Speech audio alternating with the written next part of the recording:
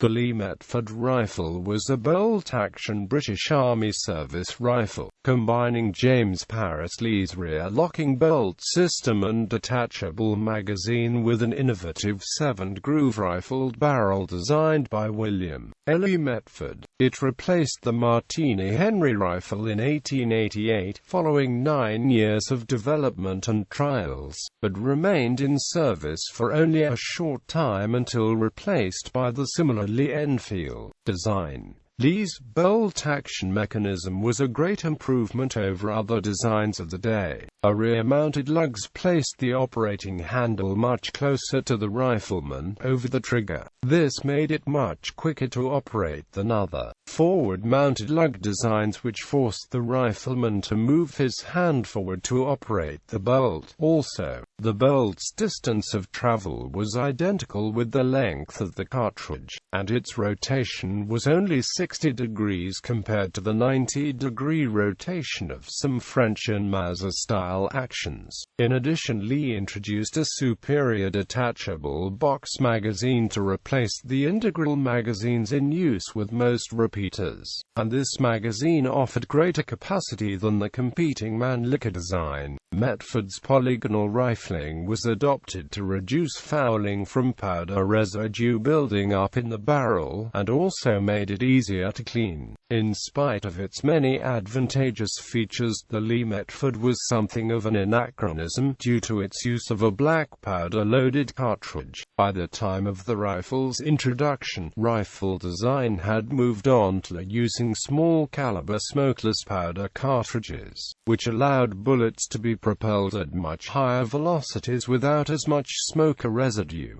The .303 ammunition design for the rifle was in fact originally intended to be loaded with a new propellant. However, as a result of protracted development, production of cordite was delayed, forcing the British to use black powder instead. By the time cordite cartridges were available, it was found that they were wholly unsuited for use with a shallow Metford rifling, which would wear out and render barrels unusable after approximately 6,000 rounds. Regardless of the shortfalls brought about by the use of black powder, the Lee Metford went through several revisions during its short service life, with the principal changes being to the magazine, sights, and safety. Starting in 1895, the Lee Metford started to be phased out in favor of the Lee Enfield, a virtually identical design adapted for use with smokeless powder. Changes included deeper square-cut rifling, and sights adjusted for the flatter trajectory enabled by the smokeless propellant.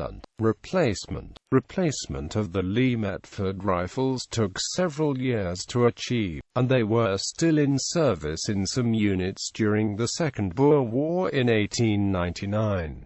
Troops with the Lee Metford and even the Lee Enfield had a disadvantage to the Mauser-equipped Boer troops, when long-range accuracy was a concern. Poor sighting in and quality control at the factory level resulted in British rifles being woefully inaccurate at ranges greater than 400 yards. Upon correction, they were essentially equal to the Mauser action in terms of accuracy, and superior in most other attributes. Even so, the British considered a whole new rifle, the pattern 1913 Enfield, based upon a modified Mauser design, but its development was cut short by the First World War, and the eminently adaptable Lee Enfield served for another half-century. In British service, the Lee Metford was also upgraded to the standards of later rifle patterns, though the barrel was almost always switched to one with Enfield pattern rifling. The Lee Metford was produced commercially and used by civilian target shooters until the outbreak of World War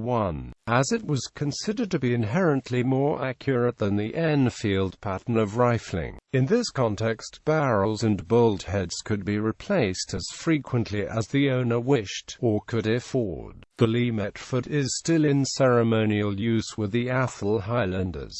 Charlton automatic rifle. Small numbers of Lee Metford rifles were built as, or converted to, experimental semi-automatic loading systems, such as the British Hull and South African Ryder, and the best known of which was the Charlton automatic rifle, designed by New Zealander Philip Charlton in 1941 to act as a substitute for the Brennan Lewis gun light machine guns, which were in chronically short supply at the time. During the Second World War, the majority of New Zealand's land forces were deployed in North Africa. When Japan entered the war in 1941, New Zealand found itself lacking the light machine guns that would be required for local defense should Japan choose to invade, and so the New Zealand government funded the development of self-loading conversions for the Lee Metford rifle. The end result was the Charlton automatic rifle, which was issued to Home Guard units in NZ from 1942. Over 1,500 conversions were made, including a handful by the Australian firm Electrolux using Lithgow SMLE-MK3* rifles. The two Charlton designs differed markedly in external appearance, but shared the same operating mechanism. Most of the Charlton automatic rifles were destroyed in a fire after the Second World War, but a few examples survive in museums and private collections. Uses British Empire.